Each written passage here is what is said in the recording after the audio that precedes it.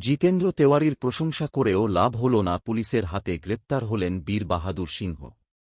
ভালো তৃণমূল হওয়ার চেষ্টা কার্যত ব্যর্থ হয়ে গেল।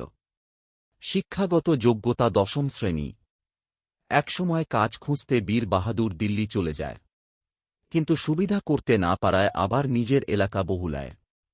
উত্থান তার শুরু হয় শাসকদল তৃণমূলে যোগ দিয়ে।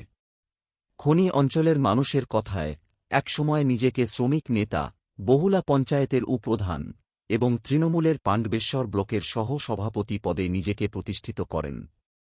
খনি অঞ্চলের কথায় বিধায়কের কাছের লোক হয়েই পদ আর অর্থ তিনি প্রচুর কামিয়ে নেন।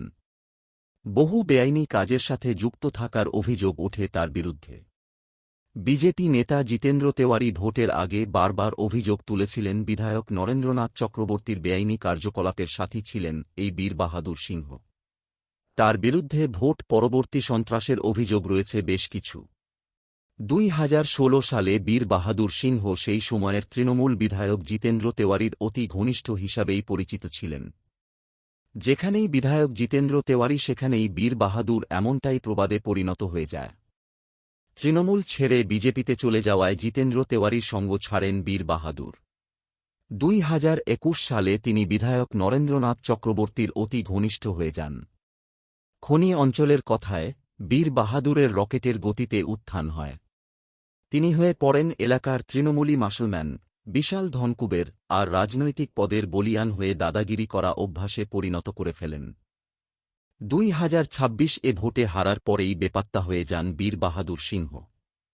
নিজেকে জেলার ভাত থেকে দূরে রাখার জন্য একটি ভিডিও ভাইরাল করে ফেলেন, যেখানে তিনি প্রাক্তন তৃণমূল বিধায়কের কড়া সমালোচনা করেন আর বিজেপি বিধায়ক জিতেন্দ্র তেওয়ারির প্রশংসা করেন।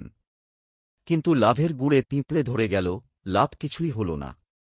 গোপন আস্তানায় চলে গিয়ে বিজেপির এক অংশের সাথে সেটিং করার চেষ্টা করেন বলেই অভিযোগ। কিন্তু বিধি বাম।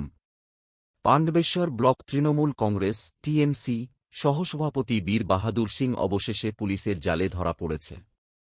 অন্ডাল থানার পুলিশ তাঁকে ঝাড়খণ্ডের মধুপুর থেকে গ্রেপ্তার করেছে। পুলিশ তাঁকে নিয়ে অন্ডাল থানার উদ্দেশ্যে রওনা দিয়েছে। বীর বাহাদুরের খোঁজ বেশ কিছুদিন ধরেই চলছিল।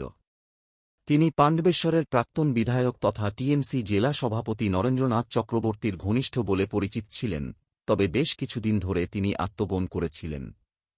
ডিসিপি ডেক রসপ্রীত সিং তাঁর গ্রেপ্তারের বিষয়টি নিশ্চিত করেছেন। শুক্রবার তাকে দুর্গাপুর আদালতে তোলা হবে।